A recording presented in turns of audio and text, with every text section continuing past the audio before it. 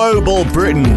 We were promised it after Brexit, so how's that working out for us? And does Global Britain mean we have more foreign direct investment into this country, or do we have more British investment in other countries, or is FDI, as it's called by the anachronistas, bad whichever way it goes? Or is it good whichever way it goes? And how does it compare to simply making stuff here and exporting it? Is that what really Global Britain should be about? If so, why is the government talking about FDIs? Even worse, FDIs that see people investing in our share market for companies that might not even be based here. Is there, in fact, any clarity of vision of what exactly we want? That's what we ask today on the Debunking Economics podcast with Professor Steve Keen. I'm Phil Dobbie. Welcome along. Well, we learned today that Global Britain has got off to a bad start post-Brexit. Our exports to Europe in January fell by 40.1%, and we can't blame it all on COVID because exports to non-EU countries actually increased a little bit in January. So all in all, exports fell by over £5 billion in 1 month. It just happens to be the month after we left the EU. I wonder whether Global Britain, the new outlook that comes about because we have broken our ties with Europe, has encouraged by the likes of Steve Keen, I hasten to add, not me. I wonder whether that Global Britain means a Britain owned globally rather than a Britain trading globally. I say that because there's a story in the FT last week that says almost 2 months after Brexit, the value of British businesses sold to overseas buyers is the highest on record for that period at close to £20 billion in 2 months. This on top of 810 inbound deals in the second half of 2020, which totaled 137 billion. Clearly, UK PLC is up for sale. And the time is right. Remember in 2008 when the pound was worth almost $2, and before Brexit it was even talked about, it was $1.60. Now it's wavering around $1.20 and $1.40. It's at the top end of that right now because of the vaccine rollout. But this low price, Steve. I mean, this is a problem of a weak currency, isn't it? If you are, it makes you liable from corporate takeovers from overseas buyers, and that seems to be exactly what's happening right now. Yeah, well, I mean, this is it's also part of the whole mechanics of your total financial flows because, and this is one of the points that MMT gets right in the foundation. I believe they get it wrong when they extend it to the way they talk about international trade. But if you're running a current account deficit, so you are, let's say you're importing and paying other costs equivalent to 20 billion pounds, let's say, a year more than you're getting in, then that's balanced on the capital account because you've got to sell bonds to that level of value or sell other assets. And overall, whatever your deficit on the current account is what's called a surplus on the capital account. But what that means is you're selling the furniture. You're selling the furniture to cover the cost of food on the table, and when that's.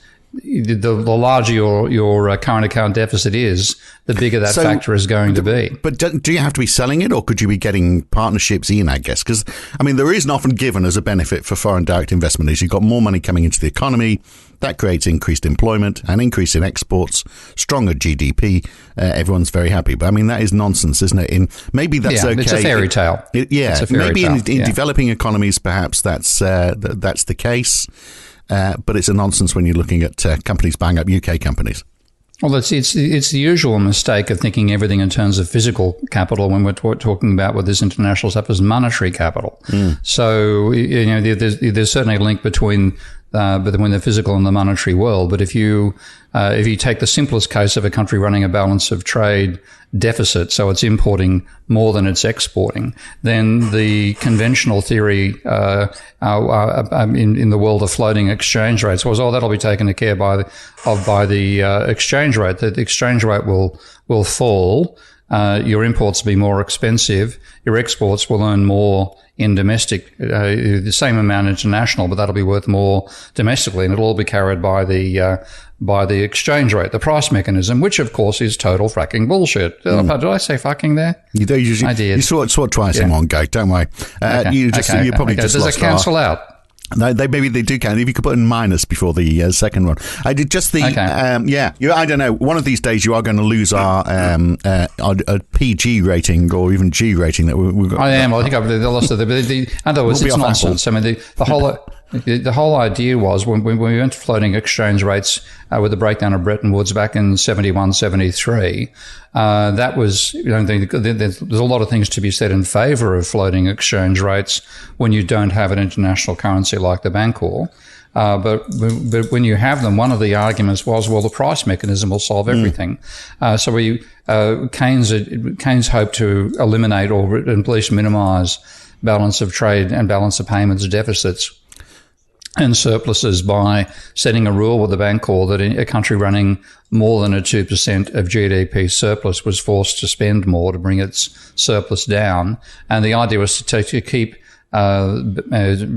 trade deficits and trade surpluses sort of almost within a sort of bounds of rounding error around zero, with a plus or minus 2%. That was his target. Now the argument was, well, we couldn't achieve it with fixed exchange rates because with the American dollar being used rather than a global currency like the Bancor is supposed to be. But the argument was, don't worry, the price system will hop in here and that'll get rid of the trade surpluses and trade deficits. We'll see countries with the trade surplus have a rapidly appreciating currency and that'll head them towards zero, and countries with a trade deficit having a depreciating currency, and bang, will come out to pretty much zero. How does that work in theory though? So if I've got, what are they trying to say? If I've got if my currency is increasing in value, then that is making my imports a lot cheaper. So I'm going to import more. It's going to make my exports more expensive. Therefore, I'm not going to make as much. I'm just going to import and live off the imports. That's the idea. And if it switches the other way, then you'll stop importing and start producing locally. Is that the idea? Yeah, that's right. Yeah, that's the idea. And the fact that there are obvious time lags and that actually, even if the exchange rate changes within days or months and it takes generations to set up an industry. Exactly. And this is what turns up in what was called the J curve. You're not quite old enough to remember Paul Keating, are you, back in Australia? No, of course I am. Yeah. Oh, okay. I wasn't quite sure whether I loved him or hated him, like everybody else. Well, as for a one-liner, you can't beat him. Yeah. But in terms of economics, my theory about Paul Keating was that he wasn't trained in economics. He swallowed an economics textbook and he swallowed it hook, line and sinker and fell for a whole range of mainstream economic thinking. But one particular thing he became quite avid about was talking about what he called the J curve. And this is the idea that you don't get an immediate response to, if your value of your currency plunges by 10%, which can happen very rapidly, that doesn't automatically cause a quantity adjustment of 10% or more in the opposite direction, because as you said, it takes time to do these things. So there was the J curve, and you'd have a trade deficit for a while because you're exporting less than you're importing. Your currency would fall. That would encourage less imports fairly immediately because you're paying a higher price for them straight away. And then over time, you'd develop more export industries because your exports are now cheaper compared to the rest of the world. But that would take time, and there you get a J curve. You'd return back to, you'd go from where you are and down a bit initially. That's the impact of the bottom. The part of the J going down is where you're suffering from the fact that your balance has changed, but you haven't had the quantity adjustments. And then bang, you go up the top and you get to the top of the J and you finally benefit from that. Now that, of course, has worked a charm in Australia. Over 40 years, the trade deficit barely even changed. Yeah. It went, we'd get bigger. We had him, Paul Keating, first of all, talking about Australia becoming a banana republic when the trade deficit was 6% of GDP. It now has finally hit about roughly around zero and slightly positive.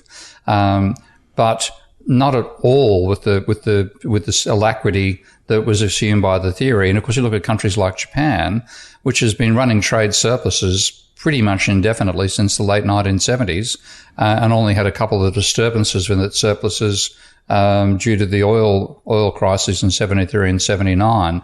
So the whole idea that the price system will get rid of these imbalances is just poppycock. Yeah, well, that's probably a better word than... Yeah, okay. Must say we're on safer territory. Of course, in Australia, it's driven even more, of course, because Australia's balance of trade seems to be almost entirely driven by the price of iron ore. It's either good or bad. Which it comes down to a couple of commodities. Because they're a commodity exporting nation, then the price of the commodity determines whether they have a boom or a bust on the balance of payments. So but overall, well, it seems like it's just a question, doesn't it, about what the government actually means by having a global Britain policy. What form? Are they looking for investment? Are they looking for exports? And there seems to be no clear direction in that. If you want to hear more of this discussion, because it goes on for a good 40 minutes, then you need to be a subscriber to the Debunking Economics podcast. And you can do that either by becoming a supporter of Steve on Patreon. Go to patreon.com/Prof. Steve Keen, or you can become a subscriber at debunkingeconomics.com. Do that, come back, listen to the rest of this, and we'll have another one for you next week as well. I'm Phil Dobbie, he's Steve Keen. Back next week. See you then.